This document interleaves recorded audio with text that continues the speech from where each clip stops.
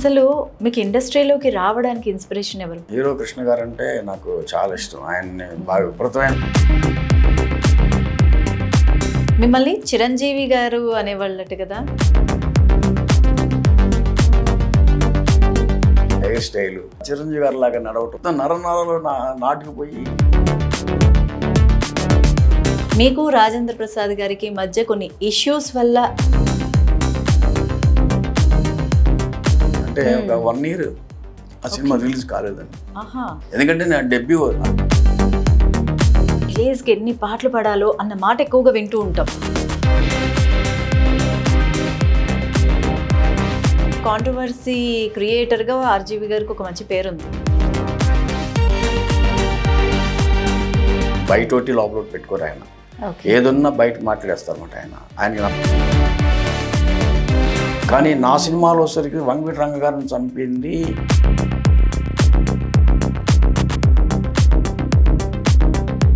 రంగగారి murder విషయంలో ఆయన hand ఉందని చెప్పి అనుకోవడం అనేది అది ఎంతవరకు కరెక్ట్? హాయ్, హలో, నమస్తే, welcome to voice monkeys media. నేను మీ కేవి. సో ఈరోజు మన ముందైతే ఒక స్పెషల్ గెస్ట్ ఉన్నారండి. ఈ పాడ్కాస్ట్లో అసలు 30 years ఇండస్ట్రీలో ఏం సాధించారు, ఏం సాధించాలని ఇండస్ట్రీలోకి వచ్చారు అనే విషయాలు ఎన్నో కూడా తెలుసుకునే ప్రయత్నం చేద్దాము. రైటర్గా అండ్ డైరెక్టర్గా, ప్రొడ్యూసర్గా, డిస్ట్రిబ్యూటర్గా, సో సకల కళల్ని కూడా పోషిస్తున్నారనమాట ఇండస్ట్రీలో. సో ఆయన ఎంట్రీ ఎప్పుడు అయ్యింది, ఆయన జర్నీ ఎలా ఉంది, సక్సెస్ రేట్ ఎంత ఉంది, ఇవన్నీ కూడా తెలుసుకునే ప్రయత్నం చేద్దాం. హాయ్ సార్, నమస్తే. నమస్తే అండి. సో శివనాగు గారు అంటే ఏం చెప్తారు? ఒక్క లైన్లో చెప్పాలంటే వాట్ అబౌట్ యూ? అంటే పేరు మీరు అడుగుతుంది అంటే పర్సనాలిటీ, వ్యక్తిత్వం, శివనాగు గారి వ్యక్తిత్వం అంటే ఏంటండి, ఏం చెప్తారు? వ్యక్తిత్వం అంటే నాకు నేను చెప్పుకోవటం కరెక్ట్ కాదేమోనండి. నా వ్యక్తిత్వం గురించి నేను చెప్పాను అనుకోండి, నేను పలానా నా వ్యక్తిత్వం ఎలా ఉంటుందని చెప్పాను అనుకోండి, అది నా గురించి ఎవరన్నా చెప్తే ఆనందంగా ఉంటుంది. కానీ నా గురించి అంటే నా గురించి చెప్పుకోవాలంటే ఏం లేదు, అందరితో బాగుంటాను, అందరితో జాగ్రత్తగా ఉంటాను, అది ఎక్కడ మాటలు ఎక్కడ మర్చిపోకుంటాను, అందరిని కలుపుకుపోతుంటాను. నేను ఫిల్మ్ ఇన్స్టిట్యూట్ ట్రైనింగ్ అవుతున్నప్పటి నుంచి కూడా అందరితో కలివిడిగా ఫ్రెండ్లీగా ఉంటాను నేను టోటల్గా. అంటే అందరూ నేనంటే చాలా అభిమానంగా, గౌరవంగా, మర్యాదగా ఉంటారు. అప్పటి నుంచి ఇప్పటికి అలాగే ఉన్నారు ఇండస్ట్రీలో. నేను బ్యాచిలర్గా ఉన్నప్పుడు అలాగే ఉన్నాను, ఇప్పటికి అలాగే ఉన్నాను సార్. 30 ఏళ్ళు దాటింది కదా మీరు ఇండస్ట్రీలోకి వచ్చి? అవునండి. సో అసలు మీకు ఇండస్ట్రీలోకి రావడానికి ఇన్స్పిరేషన్ ఎవరు? అంటే సినిమా ఇండస్ట్రీలో ఏంటంటే ఫస్ట్ నేను కృష్ణ గారు అంటే చాలా ఇష్టం అన్నాను. మన హీరో కృష్ణ గారు అంటే నాకు చాలా ఇష్టం. ఆయన్ని బాగా విపరీతమైన అభిమానం ఎక్కువ అన్నమాట ఆయన మీద. అంటే ఒక విధంగా చెప్పాలంటే ఒక సాంగ్ ఒకటి ఉందండి రాఘవేంద్ర గారి సినిమాలో, వెళ్ళు వెత్తి గోదారమ్మ అని ఒక సాంగ్ అయితే ఉంది. అట్లా బిందెలతో సాంగ్ అట్లా కృష్ణ గారి మీద అభిమానం అనేది విపరీతంగా అంటే వెళ్ళు వెత్తేసేసింది మాట నాకు. అంటే ఒక సముద్రంలో ఒక పెద్ద అలలాగా ఉండేదన్నమాట. ఆయన చూడాలి, ఆయన కలుసుకోవాలి అంటే జనరల్గా ఆయన ఒక్కసారి చూడాలని ఒక కోరిక ఉండేది అప్పట్లో. అప్పుడు గుంటూరులో ఉన్నప్పుడు నేను చదువుకుంటున్నప్పుడు. గుంటూరు వాసి అయితే గుంటూరులో ఎక్కడ సార్ ఉండేవాళ్ళు? గుంటూరులో మన గార్డెన్ సెంటర్ అండి, బృందావన్ గార్డెన్ సెంటర్. అక్కడ చదువుకున్నదంతా ఎక్కడ? అక్కడ గుంటూరు అండి. గురవయ్య స్కూల్లో చదువుకున్నాను అదే గుంటూరులో. తర్వాత ఏమో కాలేజీ కూడా అక్కడే జేకేసీలో చదువుకున్నా అండి. గుంటూరు వాళ్ళకి బాగా కనెక్ట్ అయిపోతారు అనమాట. అప్పటి విషయాలన్నీ కూడా నెమరేసుకోవచ్చు చాలా మంది. సో సూపర్ స్టార్ కృష్ణ గారి మీద అభిమానంతో మక్కువ పెంచుకున్నారు సినిమాల మీద. కలిసారా అసలు? వచ్చిన తర్వాత ఇండస్ట్రీలోకి వచ్చిన తర్వాత ఎంతకాలానికి కలిసారు? అంటే కృష్ణ గారు అప్పుడే మా స్క్రీన్ మీద చూసేవాడు అండి. అప్పుడు గుంటూరులో ఉన్నప్పుడు అంటే ఆయన స్క్రీన్ మీద ఆయన సినిమాలన్నీ, ఆయన సినిమా ఆయన సినిమా ఏది వచ్చినా వదిలేవాడిని కాదు. ప్రతి సినిమాని కావాలంటే స్కూలు కాలేజ్ కూడా ఎగ్గొట్టేసి వెళ్ళిపోయేవాడిని కృష్ణ గారికి. అయితే ఆయన చూస్తూ ఉండేవాడిని. ఆయన సినిమాలు హిట్ ఆఫ్ అట్టాని నాకు సంబంధం లేదు. ఆయన సినిమాలు ఇది హిట్ అయినాయి, తర్వాత ఫ్లాప్ అయినాయి, నాకు సంబంధం లేదు. కృష్ణ గారు ఉన్నారంటే వెళ్ళిపోయేవాడిని. కృష్ణ గారు ఉన్న సినిమా అంటే నాకు సూపర్ అన్నమాట. అది హిట్టే. ఓకే. అది నెంబర్ 1 అనమాట. అంటే ఆ రోజుల్లో కృష్ణ గారు లేకుండా సినిమాలు చూసేవాడిని కదండి. నేను యాక్చువల్గా ఎన్టీ రామారావు గారి సినిమాలు, అక్కినేని నాగేశ్వర గారి సినిమాలు తక్కువ చూసేవాడిని. జనరల్గా నాకు ఇక్కడే ఆశ్చర్యం వేస్తుంది అనమాట. ఎవరు నీ ఫేవరెట్ అంటే అప్పట్లో ఎక్కువ మంది 90% పీపుల్ ఎన్టీఆర్ గారు, ఏఎన్ఆర్ గారు ఈ 2 పేర్లే చెప్తారు. అవునండి. మీరు డిఫరెంట్గా సూపర్ స్టార్ కృష్ణ గారు అని మొదలు పెట్టారు. అంటే మాకు మేము చిన్నపిల్లలుగా ఉన్నప్పుడు కృష్ణ గారు పెద్ద హీరో కదండి. ఓకే. అప్పటికి రామారావు గారు, అక్కినేని నాగేశ్వర, ఎన్టీ రామారావు గారు, అక్కినేని నాగేశ్వర బాగా సీనియర్స్. మాకు అంతగా అంతే ఎక్కువ మాకు విజయ్ అంటే కృష్ణ గారు ఏంటంటే అన్ని మా సినిమాలు చేసేవాళ్ళు. గుర్రం మీద వెళ్ళి ఆయన ఫైట్లు గీట్లు, గన్స్ కౌబాయ్, ఈ క్రైము ఇవన్నీ చాలా యాంగ్జైటీగా బాగుంటుంది కదా. అందుకని కృష్ణ గారు అంటే విపరీతమైన ఇష్టం ఉండేదన్నమాట. అప్పుడు మా ఇంట్లో మూవీస్ కూడా ఎక్కువ చేశారు నేను. అంటే ఇక తప్పదు, కృష్ణ గారి సినిమాల్లో రామారావు గారు, నాగేశ్వర గారు అప్పట్లో చేసినప్పుడు కృష్ణ గారి కోసం వెళ్ళి వాళ్ళని కూడా చూసేవాడిని. కాకపోతే ఎక్కువ పర్టికులర్గా మా కృష్ణ గారు బాగా చేశాడే అనుకునేవాడిని. వాళ్ళందరికన్నా కూడా మా కృష్ణ గారు బాగా చేస్తారు, ఆయన నెంబర్ 1 అని చెప్పేసి అనుకున్నాం అన్నమాట నేను. అంతే. అట్లా ఈ మధ్య ఆయన పేరు మీద నేను కౌబాయ్ ఫిల్మ్స్ అని ఒక ఓన్ బ్యానర్ కూడా నేను రిజిస్ట్రేషన్ చేయించుకున్నా. అంటే కృష్ణ గారు కౌబాయ్లో చాలా ఫేమస్ కదండి అప్పట్లో. ఫస్ట్ మూవీ అదే అనుకుంటా, ఆయనే చేశారు అనుకుంటా కదా కౌబాయ్కి సంబంధించి. కృష్ణ గారితో నేను చేసిన సినిమా కౌబాయ్ కాదండి, యాక్షన్ సినిమా, ఒక మాఫియా సబ్జెక్ట్ చేశాను అప్పట్లో. మీరు చేసింది కాదు అసలు, కౌబాయ్గా కృష్ణ గారే ఎంట్రీ ఇచ్చినట్టున్నారు ఆ క్యారెక్టర్ కి.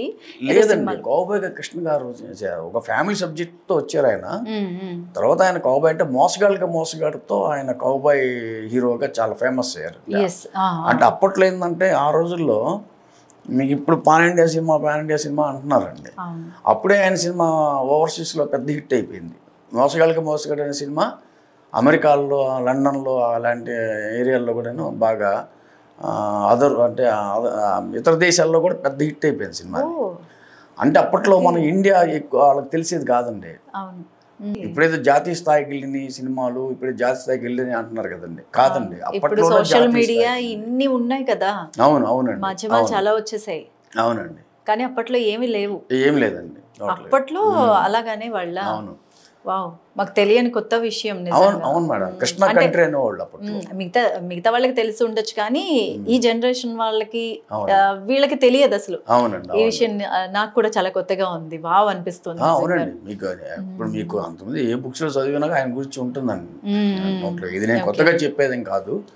కాబట్టి ఇప్పుడున్న జనరేషన్ తెలియకపోవచ్చు, కానీ అప్పుడు మాకున్న పొజిషన్ ఏంటంటే మేము బ్యాచెస్ గా ఉన్నప్పుడు, మేము పిల్లలుగా ఉన్నప్పుడు కృష్ణా కంట్రీ అనేవాళ్ళు ఇండియాని. అంటే అప్పుడే అంటే ఈ జాతీయ స్థాయిలో ఇది ఇంటర్నేషనల్ స్టాండర్డ్ అనేది అప్పుడు మాకు తెలియదు కాబట్టి అంటే ఇప్పుడు మాకు అర్థమవుతుంది అన్నమాట. అంటే ఇంటర్నేషనల్ స్టాండర్డ్ సినిమాలు ఆ రోజుల్లో సూపర్ స్టార్ గారే చేశాడు, సూపర్ స్టార్ కృష్ణ గారే చేశారు అనేది ఇప్పుడు మాకు అర్థమైంది అన్నమాట.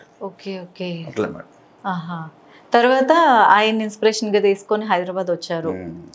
సో తర్వాత వాట్ నెక్స్ట్, ఏం జరిగింది? మధు ఫిల్మ్ షీట్ అని మన ఈసోలో ఉండేది, చాలా ఫేమస్. వి మధుసూదన్ రావు గారు అని చాలా ఫేమస్ డైరెక్టర్ అండి అప్పట్లో. ఆయన అప్పట్లో ఎన్టీ రామారావు గారితో, అక్కినేని నాగేశ్వర గారితో సినిమాలు చేసినారు. చాలా సూపర్ హిట్ డైరెక్టర్ ఆయన అప్పట్లో. అంటే ఈ మన రాఘవేంద్ర గారు వీళ్ళంతా కూడా ఆయన దగ్గర అసిస్టెంట్ డైరెక్టర్గా అప్పట్లో చేసేవారంట. నేనైతే చూడలేదు, ఒక టాక్ అనమాట అది. ఎందుకంటే ఆయన చాలా పెద్ద డైరెక్టర్. ఇది వి మధుసూదన్ రావు గారు అంటే ఆయన ఓల్డ్ అయిపోయిన తర్వాత ఈ ఫిల్మ్ ఇన్స్టిట్యూట్ ట్రైనింగ్ అని పెట్టారు ఆయన. దాంట్లో నేను 3rd బ్యాచ్లో జాయిన్ అయ్యాను అనమాట. జాయిన్ అయిన అక్కడ 1 సంవత్సరం యాక్టింగ్ కోర్సు, 1 సంవత్సరం ఏమో డైరెక్షన్ కోర్సు చేశానండి. సో మీ బ్యాచ్ లో ఇంకా ఎవరు ఉండేవాళ్ళు? అంటే ఫేమస్ క్యారెక్టర్ ఆర్టిస్టులు కానీ ఫేమస్ ఆర్టిస్టులుగా ఎవరైనా ఉండేవాళ్ళ? ఉన్నారండి. అంటే మా బ్యాచ్ అంటే అప్పట్లో ఏంటంటే ఒక్కొక్క బ్యాచ్కి వచ్చేసరికి 40 మంది ట్రైనింగ్ అయ్యేవాళ్ళు స్టూడెంట్స్.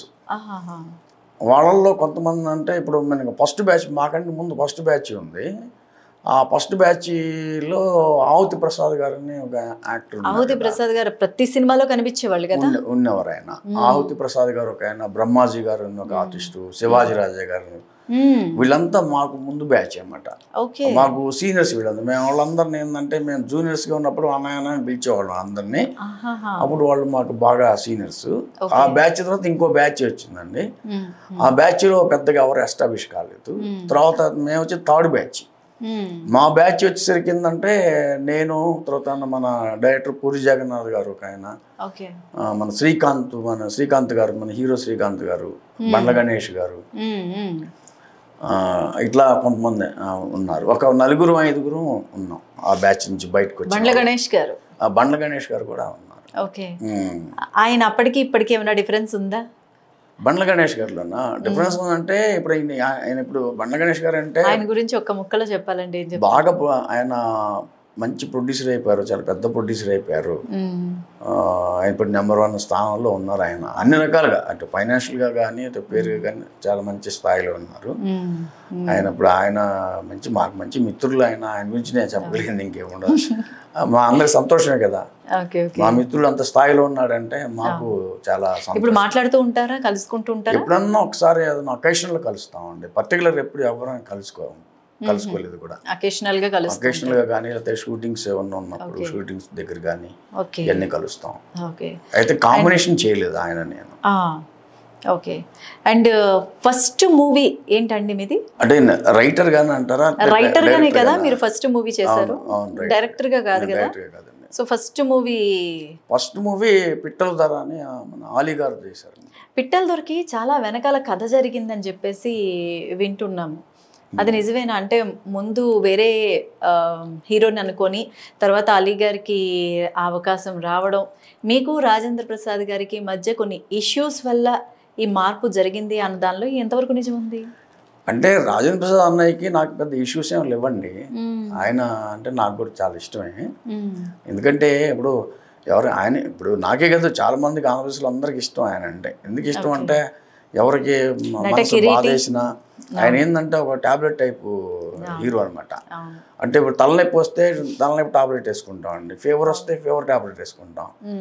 మనసు బాగలేకపోతే మంచి సినిమా అంటే రాజేంద్ర ప్రసాద్ గారిని చూస్తే మనకు ఆనందంగా ఉంటుంది అన్నమాట. అంటే ఉన్న బాధలన్నీ మర్చిపోతాం.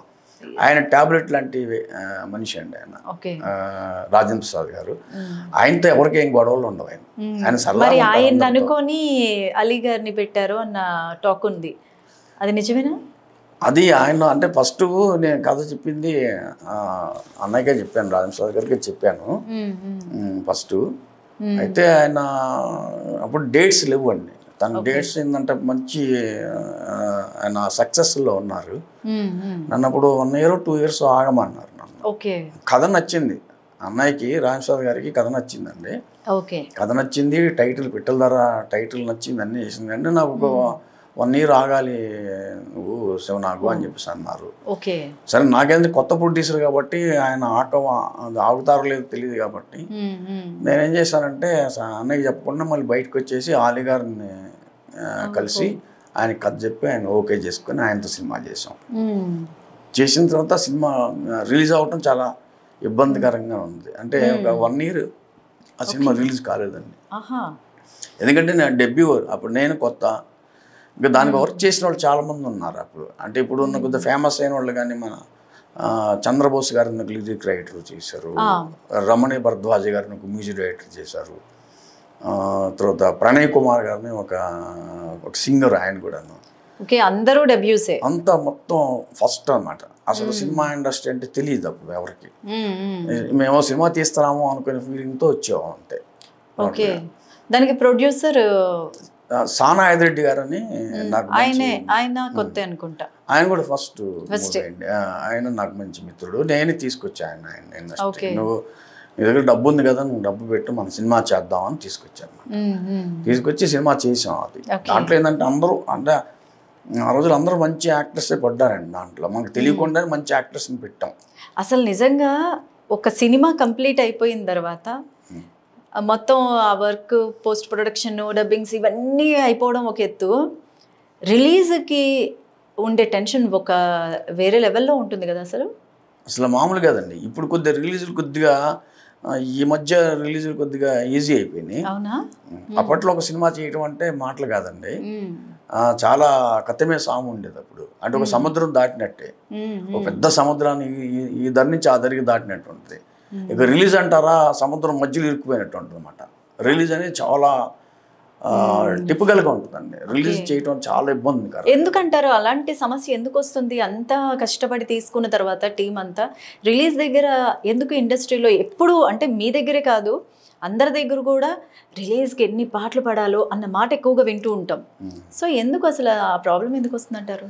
అంటే అప్పట్లో ఏంటంటే కొంతమంది హీరోలు టాప్ మోస్ట్ హీరోలు సినిమాలు ఎక్కువ చూసేవారండి.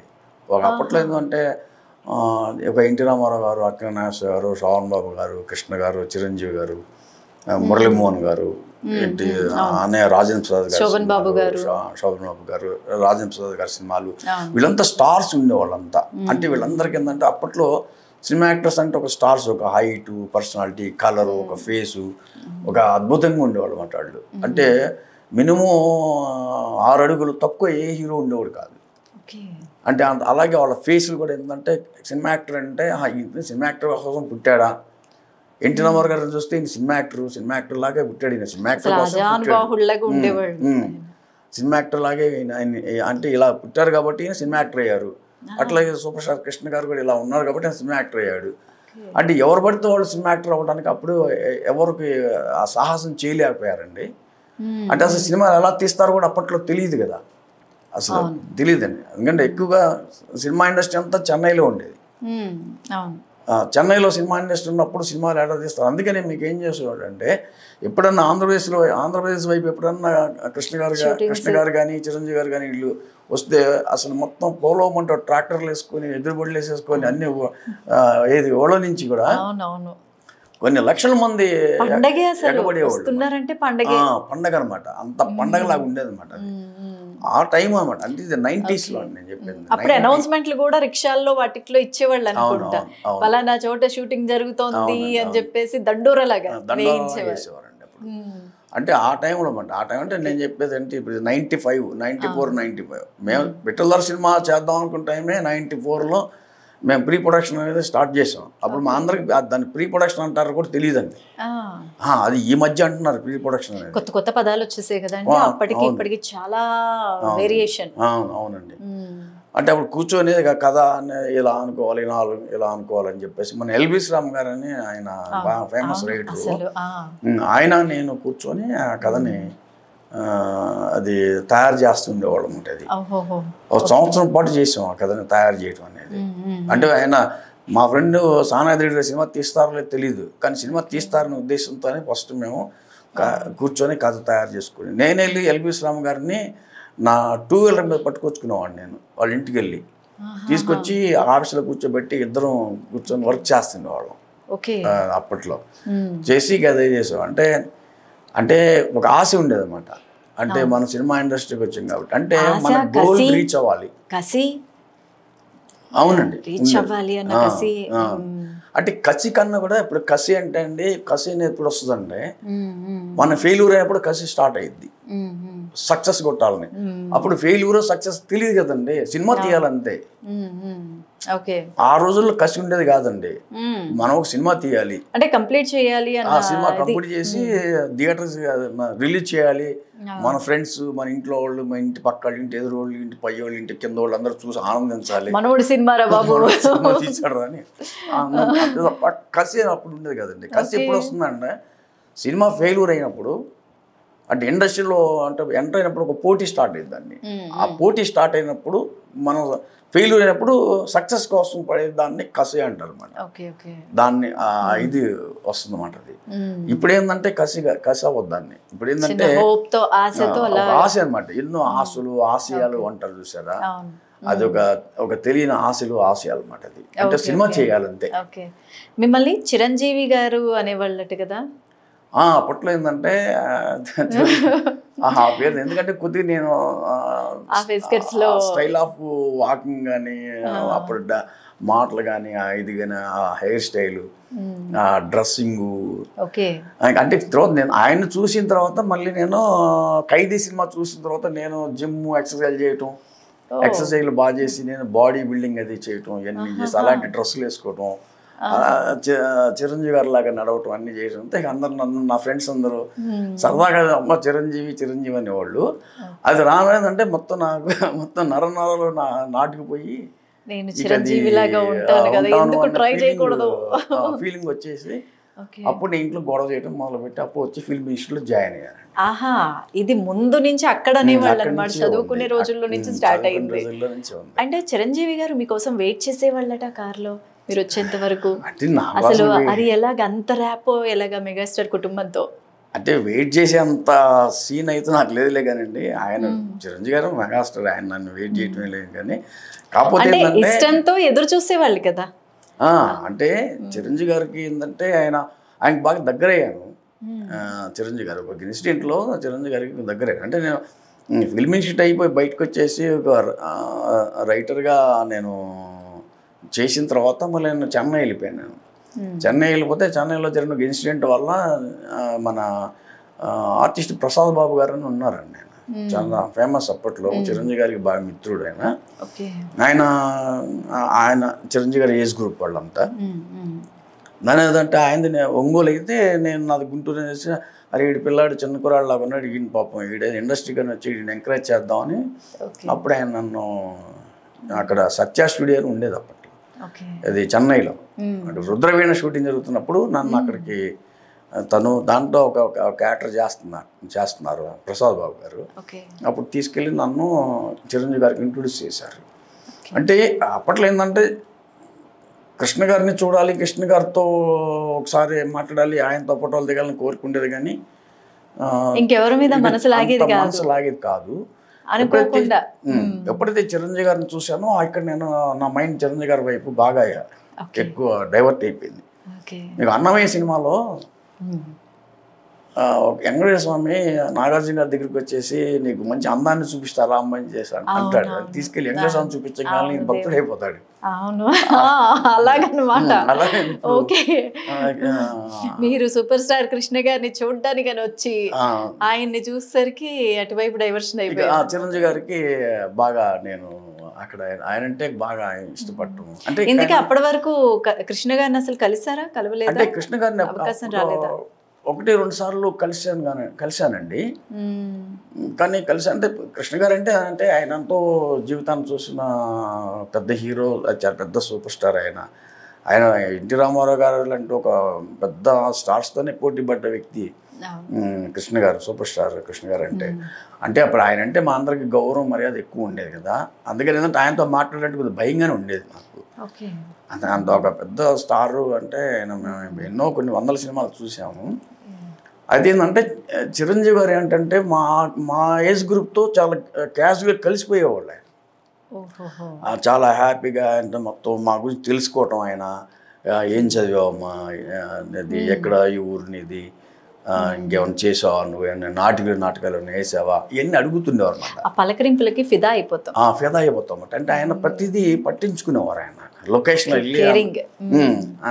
వెళ్ళి మనం విష్ చేసాం అనుకో, రాగానే ఆయన వచ్చి పిలిచారు, అమ్మ ఫోటో దిగుతావా అనేవారు. అంటే అవునండి అని చెప్పేసి ఫోటో దిగుతాము. ఏం చేస్తున్నావు నువ్వు, ఏంటి, అమ్మ నాన్న ఏం చేస్తారు, ఎన్ని వివరాలన్నీ అడిగేవారు అనమాట. అడిగితే ఈయన చాలా గుంటూరు విజయవాడ మన దగ్గరలో ఉన్నట్టున్నారు, ఈయన అంత మన ఇంట్లో మా పక్క వాళ్ళు అడిగినట్టు అడుగుతున్నారు ఈయన కూడా అని చెప్పేసి దగ్గర అయిపోయారు అనమాట. అంటే అప్పుడు చిన్న వయసు కాబట్టి చిరంజీవి గారికి బాగా దగ్గర అయిపోవటం, ఆయన అంటే చాలా అభిమానం పెంచుకోవటం. అంటే లోపల ఒకటి బయట ఒకటి ఉండదన్నమాట. అన్నయ్య కూడా చిరంజీవి గారు కూడా అలాగే ఉంటారు. అందుకని చాలా అభిమానంగా ఉండేవారు ఆయన. అందుకని ఆయన ఎక్కడ ఉంటే అక్కడికి వెళ్ళిపోయాడు. నేను ఆయన అక్కడ షూటింగ్ జరుగుతుంటే అక్కడ షూటింగ్కి వెళ్ళిపోయేవాడిని. ఒక్కొక్కసారి నేను బస్సు ఎక్కానే వెళ్ళిపోయేవాడిని అనమాట. అన్నీ అంటే ఆయన ప్రతిరోజు ఆయనతో ఉండాలి, ఆయన చూడాలన్నమాట. అట్లా ఇప్పటికి కొద్దిగా నేను డైరెక్టర్గా నేను దగ్గర 19 సినిమాలు చేశానండి. అంటే నేనే తోపు డైరెక్టర్ అయ్యానని కాదు, కానీ అంటే ఇప్పుడు చిరంజీవి అన్నయ్య మళ్ళీ హైదరాబాద్ షిఫ్ట్ అయిపోయిన తర్వాత మళ్ళీ ఆయన పరిధిలో ఆయన లైఫ్ జర్నీలో ఆయన వెళ్ళిపోతూ ఉన్నారు. అందుకని కలవటం అనేది తక్కువ. ఈ మధ్య కాలంలో చాలా సంవత్సరాలు అయినా నేను కలిసి అట్లా మధ్య అయితే ఎక్కువ నాగబాబు అన్నయ్యతో ఎక్కువ బాండింగ్ ఇంకెక్కువ ఉండేది. అంటే నాగేంద్ర బాబు గారితో బాగా ఇదిగా ఉంటాను. చిరంజీవి గారితో కూడా బాగుంటాను, కానీ ఇది టోటల్గా తక్కువ కలిసేవాడు అనమాట. అంటే నా వర్క్స్ మీద నాకు, అన్నయ్య వర్క్ మీద పవన్ కళ్యాణ్ గారు పవన్ కళ్యాణ్ గారితో నాకు ఎటువంటి పరిచయం లేదండి. Okay okay. నాకు పవన్ కళ్యాణ్ గారితో అసలు ఎలాంటి పరిచయం లేదు. అసలు ఆయనతో నాకు ఒక మాట మంచి కూడా ఇంతవరకు లేదు. ఓకే. పవన్ కళ్యాణ్ గారితో లేదు, వీళ్ళిద్దరితోనే. ఓకే. అండ్ ఇంకోటి ఏంటంటే ఆర్జీవి గారు మీరు గురు శిష్యుల్లో ఉండేవాళ్ళు, కానీ ఆర్జీవి గారిని ఫాలో అవుతూ కాంట్రవర్సీస్ని, అంటే కాంట్రవర్సీ క్రియేటర్గా ఆర్జీవి గారికి ఒక మంచి పేరుంది. ఏది చేసినా కాంట్రవర్సీ క్రియేట్ చేస్తారు. సో ఆ వేలో వెళ్దామనుకొని ప్రయత్నించారు అన్న టాక్ ఉంది, అది ఎంతవరకు కరెక్ట్? అంటే మీడియా అంత ఏంటంటే మనం ఏదన్నా ఇప్పుడు ఆర్జీవి గారు కావచ్చు, లేకపోతే నేను కావచ్చు, ఎవరైనా సరే ఇప్పుడు సమాజంలో వ్యతిరేకమైన కథలు తీసుకున్నప్పుడు దాన్ని కాంట్రవర్సీ పాయింట్స్ అంటారండి. అంటే ఈ కాంట్రవర్సీ అనేది అసలు మీడియానే హైలైట్ చేసింది. అసలు ఎక్కడ కాంట్రవర్సీ లేవు. ఎందుకు లేవంటే పలానా మనిషి ఇలా చేస్తాడు, పలానా ఎక్కడ చేస్తారు, పలానా ఊళ్ళో ఒక మర్డర్ జరిగింది, ఆ మర్డర్ ఎలా జరిగింది, దేనికి జరిగింది, ఎవరు చేసేవారు అనేది వాళ్ళని కూపీలాగా బయట తీసుకొచ్చినప్పుడు ఏంటి అది తెలియజేయటం అనే దాన్ని దాన్ని ఏమంటారంటే ఒరిజినల్గా రియాలిటీ అంటారు. కానీ మీడియా ఏముంటుంది, చాలామంది ఏమంటున్నారంటే ఈ మధ్యకాలంలో దాన్ని కాంట్రవర్సీ అంటారు. రామ్ గోపాల్ వర్మ గారు కాంట్రవర్సీ ఏం కాదండి. ఆయన రియల్గా ఉండే ఒక పర్సన్, రియాలిటీ తీసుకొస్తారు ఆయన. దేంట్లో అయినా రియల్గా మాట్లాడతారు, రియల్గా ఉంటారు. మనసులో ఏది లోపల ఒకటి పెట్టుకోరు ఆయన, అంటే బయట ఒకటి లోపల ఒకటి పెట్టుకోరు ఆయన. ఏదున్నా బయట మాట్లాడేస్తారు అన్నమాట. ఆయనకి నచ్చకపోతే నచ్చలేదని చెప్తారు, నచ్చిందంటే నచ్చిందని చెప్తారు అన్నమాట. ఆ విషయంలోనే నేను ఆయన దగ్గర కూడా ఎక్కువ కాలం వర్క్ చేయలేదండి నేను కూడా. ఎందుకంటే ఆయన దగ్గర ఏంటంటే ఆయనకి కొద్దిగా అంటే అప్పట్లో అనేవారు, ఎప్పుడు నేను అప్పట్లో ఏంటంటే అన్నట్టుగా అందరూ జూనియర్ చిరంజీవి అని పిలిచే టైంలో రామ్ గోపాల్ వర్మ గారు, అంటే ఆయన అప్పటికి ఇంకా డైరెక్టర్ అవ్వలేదు.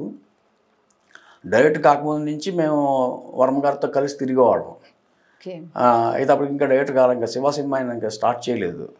అయితే అప్పట్లో చెప్పేవారు నాకు ఆయన, అరే నువ్వు చిరంజీవి గారు ఇలాగా నడుస్తున్నావు, చిరంజీవి గారు మాట్లాడటం అంటే ఆయన్ని ఇమిటేట్ చేయడం చేస్తున్నావు, అట్లా చేయకూడదు, నువ్వు ఇండివిజువాలిటీ సంపాదించుకోవాలని చెప్పేసి అనేవారు. దాంట్లో తప్పులేదు, బట్ అది కాకపోతే అప్పుడు కరెక్ట్ గైడెన్స్ అనుకోవాలి. కరెక్ట్ గైడెన్స్ ఇచ్చేవారు ఆయన. ఎవరికైనా కరెక్ట్ గైడెన్స్ ఇస్తారు అప్పుడైనా ఇప్పుడైనా. చాలా మంది నచ్చకపోవచ్చు, అంతేనండి. చాలా మంది ఏమంటుకుంటే కాంట్రవర్సీ అంటారు ఆయన ఏదో మాట్లాడేస్తున్నారు, ఏదో చేస్తున్నారు అని కాంట్రవర్సీ అంటారు ఆయన. ఇప్పుడు దేవుడిని మనసులో పెట్టుకోవాలి, కానీ దేవుడు గుళ్ళకి వెళ్ళడం దీనికి అంటారు ఆయన. అండి దేవుడు ఉన్నాడని నమ్ముకోండి అంటాడు ఆయన. నేను నమ్మను అంటాడు, మీరు నమ్మదలుచుకుంటే నమ్మండి అంటాడు ఆయన. అంతే కదండి, అంతే తప్ప ఆ మాట అంటే ఆయన కాంట్రవర్సీ అంటారు మళ్ళీ ఆయన్ని. అంటే ప్రతిదీ అలాగే అంటారు. అయితే అంటే మా రామ్ గోపాల్ వర్మ గారి మీద నాకు ఎలాంటి కోపం, నాకు ఎలాంటి ఇది లేదండి. ఎందుకంటే ఆయన అనేది అప్పట్లో కాకపోతే మేము బ్యాచ్ వేసుకున్నప్పుడు మేము అర్థం చేసుకోలేకపోయాం, కానీ తర్వాత బయటకు వచ్చిన తర్వాత మాకు అర్థమైందండి ఆయన అనేది కరెక్ట్, ఆ రియాలిటీ అర్థమైందండి. అంటే he is very great person mister Ram Gopal Varma. And మన తెలుగు ఫిల్మ్ ఇండస్ట్రీలో చాలా గొప్ప వ్యక్తి అండి ఆయన. అంటే ఆయన్ని ఫాలో అవుతున్నారు అని చెప్పేసి ఒక టాక్ ఉంది, అది నిజమా? అంటే ఏదైనా మనం ఆయనకు గురువుగా భావించినప్పుడు, ఆయనకు గురువు అయినప్పుడు ఏ శిష్యుడైనా గురువుని అనుసరించడంలో తప్పులేదండి. మీరు తీసిన సినిమాల్లో లైక్ అమెజాన్ ప్రైమ్లో కరోనా తర్వాత రిలీజ్ అయిన అన్నపూర్ణమ్మ గారి మనవడు కానీ, దేవినేని కానీ, ఇవన్నీ కూడా ఒక విధంగా చెప్పాలంటే క్రైమ్. సో ఆయన పందాలో ఆలోచించినట్టు అనిపించింది. సో ఆ విధంగా మీరు ఆయన ఫాలో అయ్యారా అని? అంటే ఇప్పుడు పర్టికులర్గా చూస్తే అండి, అందరూ రామ్ గోపాల్ వర్మ గారు వంగవీటి సినిమా చేసినప్పుడు ఈ మన వంగవీటి రంగా గారిని చంపింది ఎవరు అనేది అమ్మవారిని చూపించారండి. ఆయన అమ్మవారికి తెలియాలి అన్నారు. కానీ నా సినిమాలో సరికి వంగవీటి రంగా గారిని చంపింది లీడర్ చంపారు అని, ఆ లీడర్ యొక్క ఇది మొత్తం అతని యొక్క బాడీ లాంగ్వేజ్ కానీ అతని యొక్క మొత్తం అతను కూడా చూపించాను నేను. అతని పేరు చెప్పాల్సిన అవసరం లేదు. అతను ఒకప్పుడు మంచి సీఎంగా చేశారు ఆయన. ఏంటి ఈయనే చంపాడు ఆయన్ని నేను చెప్పాను అప్పట్లో నేను. అది అంటే దీన్ని బట్టి చూస్తే ఏంటంటే రామ్ గోపాల్ గారు చెప్పండి నేను చెప్పాను అని, నేను గొప్ప లేదా నేను తోపని కాదండి ఇక్కడ. అయితే ఏమవుతుందంటే ఆయనకంటే డేరింగ్ స్టెప్ వేశారు, డేరింగ్ స్టెప్ వేసుకుంటూ వెళ్ళాను నేను. అంటే ఆయన డేరింగ్ స్టెప్ వేయలేరు అని కాదు నేను అంటుంది, కానీ నేనేంటంటే కొద్దిగా నేను ఇంకా అడ్వాన్స్ అయ్యాను అనమాట. అడ్వాన్స్ అయ్యి నేను చేశాను. తర్వాత ఏమన్నా ఇంపాక్ట్ పడిందా? వచ్చింది కదండి. ఆ ఇంపాక్ట్ పడకుండా ఉండదు. అంటే కాకపోతే ఏంటంటే ఆయన ఏంటంటే కాంట్రవర్సీలో వాళ్ళు వీళ్ళు ఏదో అంటుంటారు ఆయన్ని. కానీ నాకేమైపోయిందంటే డీప్గా వెళ్ళిపోయి కోర్టు కేసులు, గొడవలు, గందరగోళాలు, నాకు వార్నింగ్లు ఇచ్చేసి నన్ను ఏదో చేయాలని చూడటానికి కొంతమంది లీడర్లు ఆ రోజుల్లో ప్రయత్నాలు చేయటం అనేది జరిగింది. దానికి కొద్దిగా నాకు ఫిలిం ఛాంబర్లో కూడా మన ప్రసన్న కుమార్ గారు కొంతమంది వీళ్ళంతా కూడా నాకు సపోర్ట్ చేశారు. నాకు అండగా నిల్చున్నారు ఇప్పుడు ఆ టైం. ఎందుకంటే సెన్సిటివ్ ఇష్యూస్ కదా. ఇప్పుడు ఎన్టీ రామారావు గారు గారిని అందరూ ఎలా చూశారంటే ఆయన కృష్ణుడిని రాముడిలా చూశారండి. ఆయన ప్రజల్ని కాపాడటం కోసం ఆయన రాజకీయ నాయకుడు అయ్యి ఆయన సీఎం అయ్యారు. ఏకగ్రీవంగా ఆయన ఎన్నుకున్నారు. ఎలాంటి పార్షియాలిటీ లేదు ఆయనకి. అలాంటప్పుడు ఆయన ఇప్పుడు రంగా గారి మర్డర్ విషయంలో ఆయన హ్యాండ్ ఉందని చెప్పి అనుకోవటం అనేది అది ఎంతవరకు కరెక్ట్ కాదు కదా. ఇప్పుడు అనాలిసిస్ చేసింది. అప్పుడు టీడీపీ సపోర్ట్ ఉందా? టీడీపీ అంటే అప్పుడు టీడీపీ లేదండి. నేను సినిమా అంటే లేకపోయినా ప్రతిపక్షంలో ఉన్న సపోర్ట్ ఉంటుంది కదా, ఏదో ఒక పార్టీ సపోర్ట్, అధికార పక్షం కానీ ప్రతిపక్షం కానీ ఏదో ఒక పార్టీ సపోర్ట్ అనేది ఉంటుంది కదా. ఏమండి ఇప్పుడు ఈ ప్రతిపక్షం వాళ్ళు టీడీపీ వాళ్ళకి అప్పుడు వాళ్ళే భయంతో దాక్కుంటున్నారు ఆ టైంలో. ఇది వైసీపీ దెబ్బకి వాళ్ళే దాక్కుంటున్నారు అన్నమాట. ఏ మాట్లాడినా లోపలేసేస్తున్నారు వాళ్ళని, కొట్టేస్తున్నారు వాళ్ళని, ఎరగొట్టేస్తున్నారు. ఆ టైం ఇది నేను ఆ సినిమా చేసిన టైం అది. ఆ టైంలో అంత డేర్గా చేసాం టోటల్గా సినిమాని. ఆ టైంలో అంటే చాలామంది నన్ను భయపెట్టారు. అప్పుడు నువ్వు దేవినేని సినిమా చేస్తున్నావు, ఇప్పుడు వైసీపీ ఉంది, నేను వేసేస్తారు అని చెప్పేసి కూడా అన్నారు అన్నమాట. పోతే పోయాం అసలు మనం భయపడుతూ ఎంతకాలం బతుకుతాం అని చెప్పేసి అన్నాను నేను. అని అప్పుడు దేవినేని సినిమా చేశాను నేను.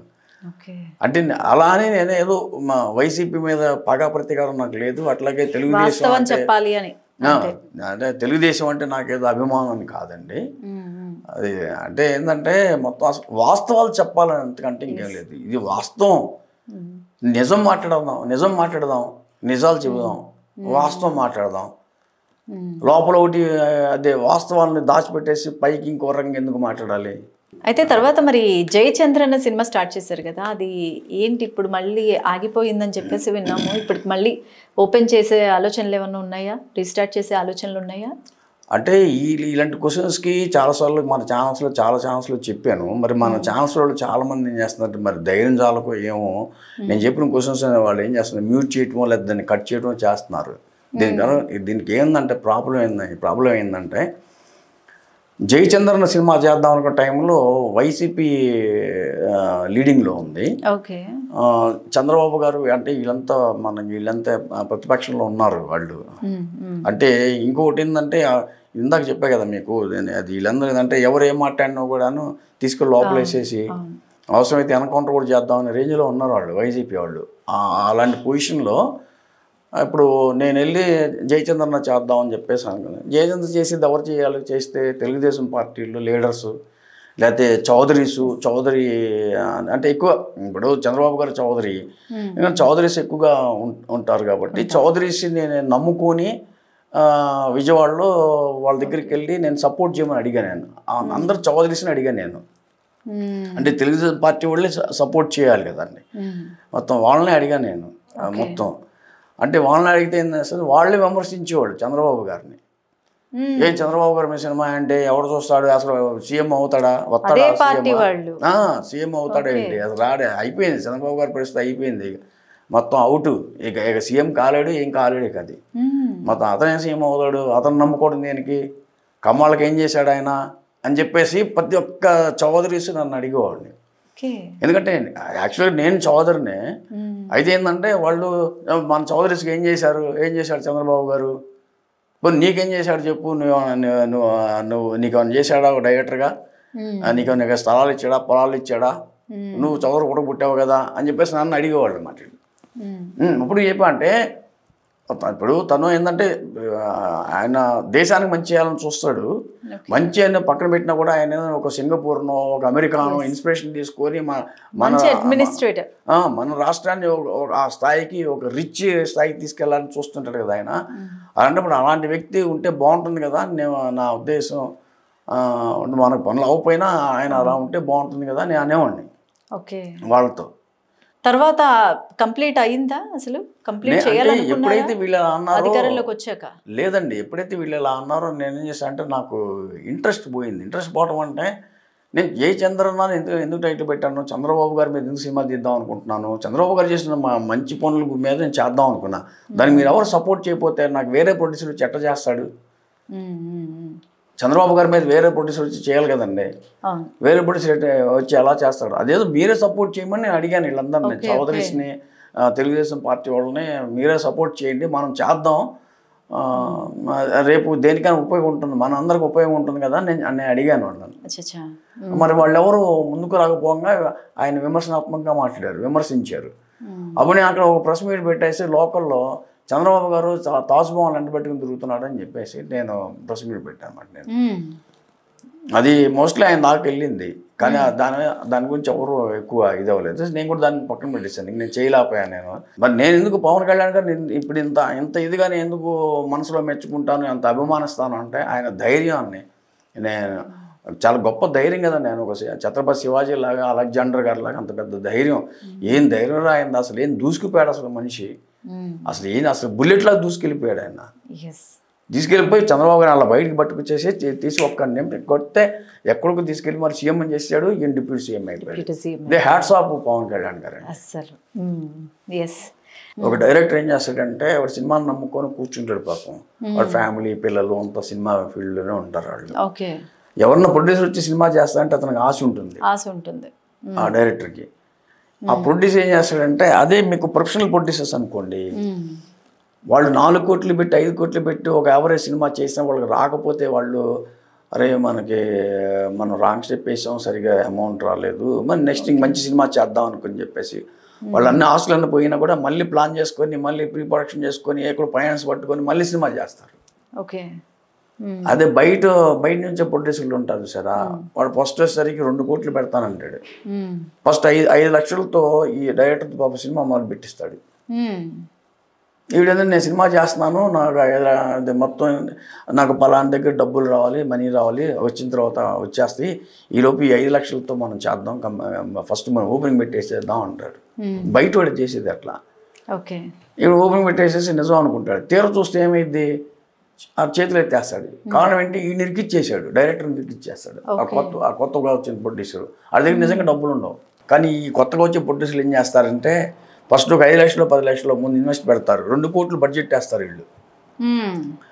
ఒక 5 లక్షలు 10 లక్షలు పెట్టేసేసి మిగతా నాకు అక్కడ అమౌంట్ అందలేదు, ఇక్కడ అందలేదు, అక్కడ వస్తాయి ఇక్కడ వస్తాయి అని చెప్పాను. ఇప్పుడు డైరెక్టర్ ఇరుక్కుపోయాడు మధ్యలో. ఈ డైరెక్టర్ ఇరుక్కుపోతాడు కదండి, వీడి కెరీర్ స్పాయిల్ అవుతుందిగా.